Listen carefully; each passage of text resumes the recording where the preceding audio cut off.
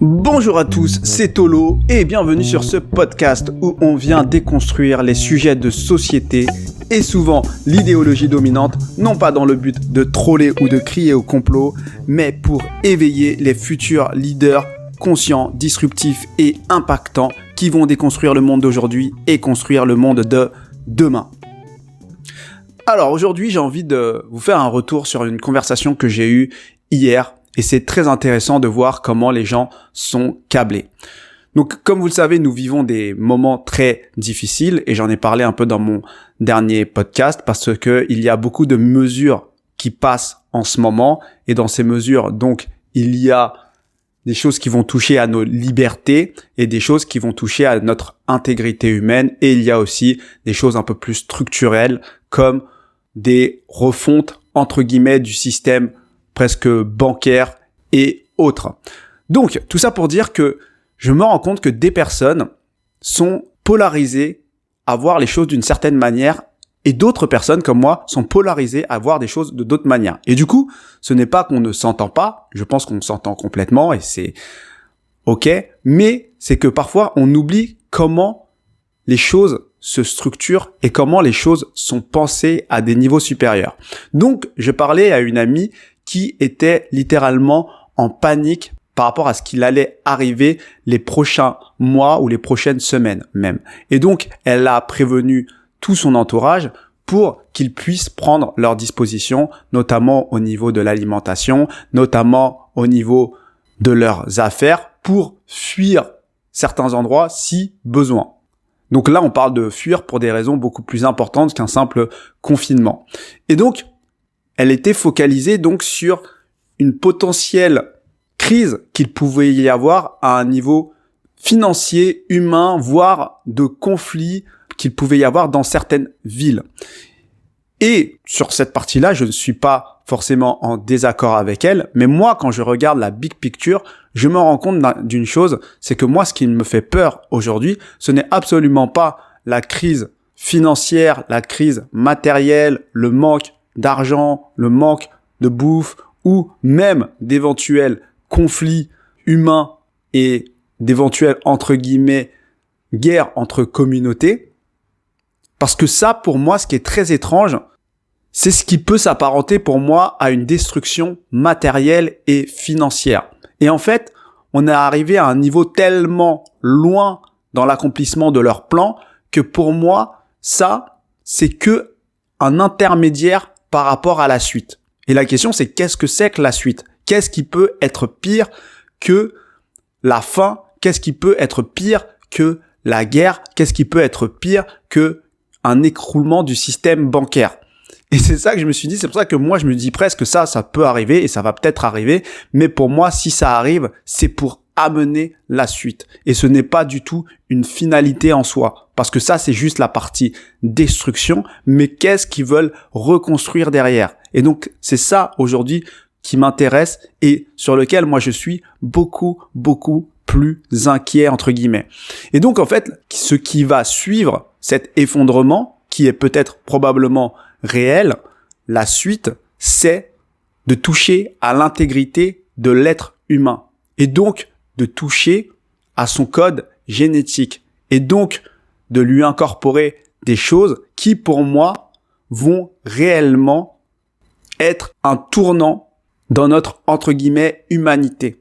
Parce que là, ce qu'il se passe et ce qu'il se joue, j'en ai déjà parlé dans mon précédent podcast, c'est qu'on vient toucher à notre génétique. Avec cette nouvelle génération de vaccins, on vient programmer à un certain niveau notre génétique. Et donc là, pour moi, on passe un tournant parce que à partir du moment où on rentre dans ce type de nouvelle technologie, on vient toucher à quelque chose d'extrêmement sacré chez l'être humain. Donc je ne vais pas détailler ici à quel côté sacré peut s'apparenter l'ADN, mais en tout cas, une chose est sûre, à un niveau scientifique, vous vous rendez bien compte que c'est notre identité sur lequel beaucoup de choses sont codées et qui nous permet finalement, à des niveaux que l'on ne comprend même pas, parce qu'il y a beaucoup de séquences d'ADN qu'on ne comprend pas, nous permet finalement de faire fonctionner la complexité de ce corps physique sur un premier plan que nous avons. Donc, aujourd'hui, ce qu'on est en train de faire, c'est qu'on est en train de toucher à ce code génétique et on est en train de comprendre, comme je vous l'ai dit dans un autre podcast, pourquoi c'est un informaticien comme Bill Gates qui veut s'occuper de la vaccination mondiale.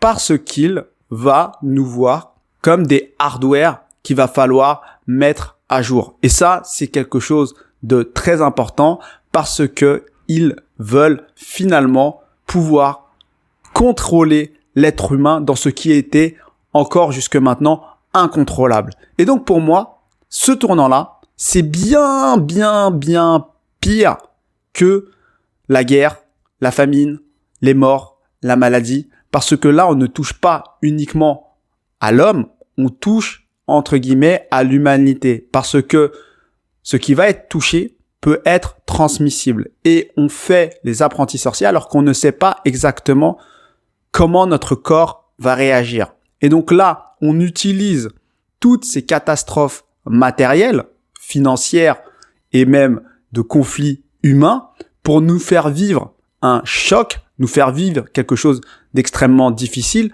et pour qu'on puisse accepter ce qui était inacceptable.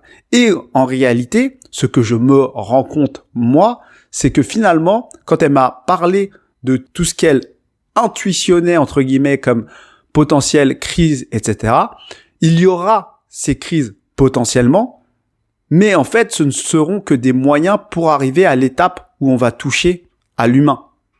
Et si nous n'avons pas besoin de ces crises pour que cette étape de l'humain, enfin de la modification de la génétique humaine soit adoptée, alors pour moi, potentiellement, on passera directement à ce nouveau type de vaccination sans pour autant qu'il y ait de crise. Et c'est simplement vous dire que souvent, nous, ce que nous retenons dans l'histoire, c'est le choc. Ce qu'on va retenir dans l'histoire et ce qu'on va appréhender dans le futur, c'est la potentielle crise ou le potentiel choc. Alors qu'en réalité, la vraie conséquence et le vrai tournant, c'est toutes les mesures qu'il y a eu derrière.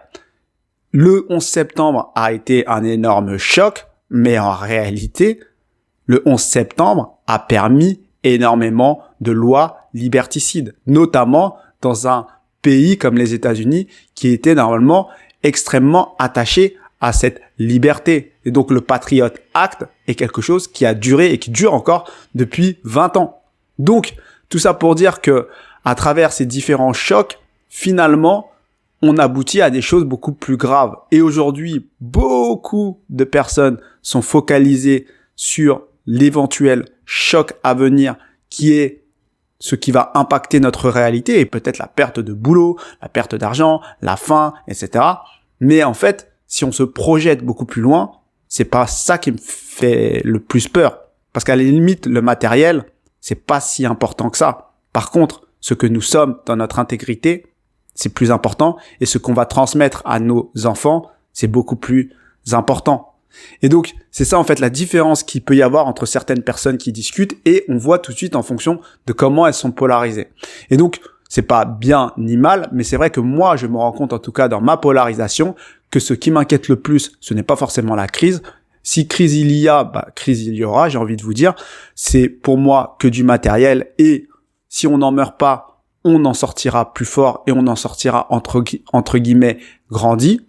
Mais de l'autre côté, pour moi, ce qui suit automatiquement et ce qui fait partie du plan et ce qui est déjà amorcé clairement de manière officielle, c'est de toucher à l'intégrité physique de l'homme et potentiellement à sa liberté parce que qui dit vaccin ARN dit nanotechnologie, qui dit nanotechnologie dit puçage. Certains vont se dire je vais beaucoup trop loin. Je peux vous assurer qu'on n'a jamais été aussi proche de ce futur qui paraissait complètement impossible il y a encore 6 mois, alors qu'ils abattent leurs cartes de plus en plus rapidement. Et pour ceux qui pensent que la vaccination c'est quelque chose de loin et qui n'est pas envisagé parce que on nous a annoncé qu'elle n'était pas obligatoire, c'est que vous êtes encore bien naïf et que vous n'arrivez pas à apprendre de ce qu'il s'est déjà passé. Parce que les mêmes personnes vous ont dit que les masques étaient presque toxiques et aujourd'hui vous obligent à les porter. Donc, ce n'est simplement une manière de vous faire accepter cette idée-là sans qu'il y ait la révolution d'un coup. Parce que ça va se faire en plusieurs vagues. Et donc la première vague des vaccinés va se faire par les personnes qui finalement ont tellement peur et qui vont se jeter dessus. Et ça correspond en fait réellement à une majorité. La deuxième vague va se faire parce qu'on va commencer à dire que si vous n'êtes pas vacciné, vous n'aurez pas accès à certains endroits ou à certains loisirs ou autres. Donc, no vax, no fun, comme disent certains. Et donc, du coup, ça va vous exclure d'une certaine vie sociale et on le voit un peu avec ce qui est en train de se passer comme le Covid Pass qui est en train de se mettre en place. Et enfin, en dernier recours, pour le bien de tous et de l'humanité, vous allez être obligé de vous vacciner, sinon il n'y aura pas cette efficacité au niveau de la société. Donc vous ferez partie effectivement des personnes les derniers vaccinés, mais on va vous forcer pour le bien de tous. Et comme tout le monde sera vacciné, je peux vous assurer que vous aurez une pression monstre. Et comme ce ne sera pas uniquement au niveau de la France, mais presque des accords entre beaucoup de pays que vous visitiez habituellement, je peux vous dire que ce sera difficile d'y échapper. Donc voilà ce que j'avais envie de vous partager aujourd'hui. C'était un très court podcast pour vous partager un peu cette réflexion, mais je pense que c'est important de savoir comment vous êtes polarisé. Qu'est-ce que vous regardez et qu'est-ce qui vous inquiète le plus? Est-ce que c'est les choses matérielles, cet effondrement matériel qui peut se passer, ou est-ce que c'est des choses un peu plus justement qui sont liées à l'humain et presque à l'humanité à un certain niveau. Donc n'hésitez pas à me commenter en commentaire si vous avez des choses à me partager. Je vous souhaite à tous une bonne journée et à bientôt.